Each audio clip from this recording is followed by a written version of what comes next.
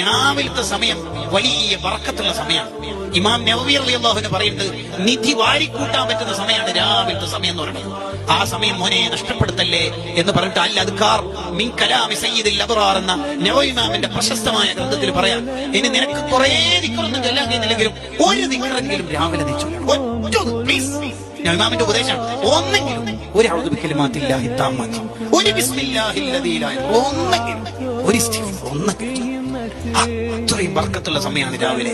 അല്ലാഹുമ്മ ബാരിക് ലി ഉമ്മത്തി ഫീ ബുകൂരിഹാ, എന്റെ ഉമ്മത്തിന് രാവിലെ നീ ബർക്കത്ത് ചെയ്യണേ എന്ന് നബി സല്ലല്ലാഹു അലൈഹി വസല്ലം പറഞ്ഞിട്ടുണ്ട്. ഈ ഹദീസിനെ വിശദീകരിച്ചുകൊണ്ട് ഇമാം നവവി റഹ്മത്തുള്ളാഹിയുടെ റുഊസുൽ മസാഇൽ എന്ന ഗ്രന്ഥത്തിൽ കാണാം. അതുകൊണ്ട് രാവിലെ നിക്കാഹ് വൈകുന്നേരമല്ല, രാവിലെ സുന്നത്ത്. രാവിലെ തുടങ്ങി എല്ലാം രാവിലെ ചെയ്യാം. അത് ഭയങ്കര ബർക്കത്തായിരിക്കും.